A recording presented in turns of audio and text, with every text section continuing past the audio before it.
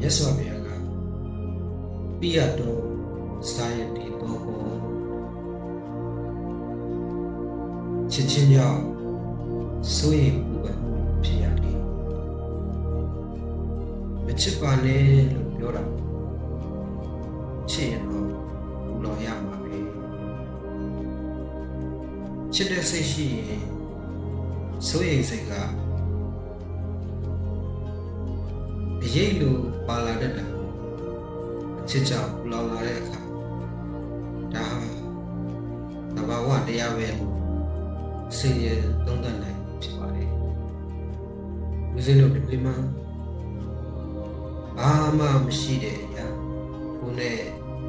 အသက်ဆိုင်တဲ့အရာတွေအတွက်ဘယ်တော့မှစိတ်မပူဘူးလမ်းမေးကကြောက်ကလေးတစ်လုံးပျောက်သွားရင်စိတ်မပူပေမဲ့ကိုရမ်းချရတဲ့လက်စွပ်လေးတစ်ခုရင်ဒါမှမဟုတ်ပုံလေးတစ်လုံးပျောက်သွားရင်ရှင်တဲ့အခါပူလောင်သွားတတ်ကြပါလေအဲ့လိုပူလောင်တဲ့နေရာမှာကြောက်ခဲကြောက်လက်စွပ်ကြောက်ဆိုတာပေါ့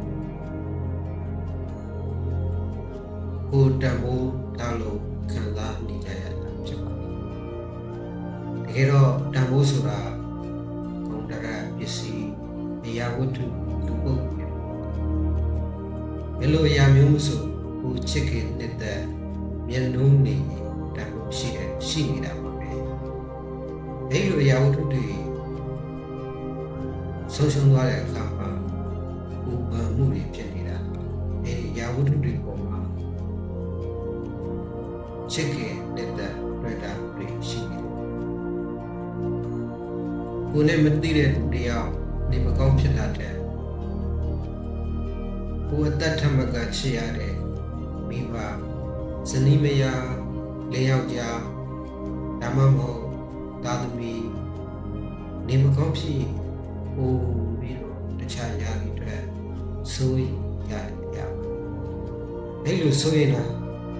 သူတို့ချစ်လို့ဖြစ်လာတဲ့နောက်ဆက်တဲ့ဘက်ချစ်တဲ့သူနဲ့ခွဲခွာရမှာကြောက်တာသူတို့တစ်ခုဖြစ်သွားမှာစိုးရိမ်တာတွေဟာ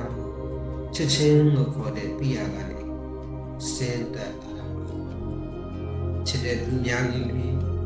စိုးရိမ်စရာအကြောင်းအရာများနေပါပဲဒါကြောင့်မို့လို့မချစ်တဲ့ဘယ်လိုစိုးရိမ်မှုတွေဖြစ်ပါလဲချစ်ချင်းကြောင့်ရောဘယ်လိုဘေးတွေတွေ့ပါလဲစိုးရိမ်မှုကင်းကင်းနဲ့ဘယ်လိုချစ်ကြရပါလဲအားလုံးပဲစိုးရိမ်ခြင်းကင်းနဲ့ချစ်တွေ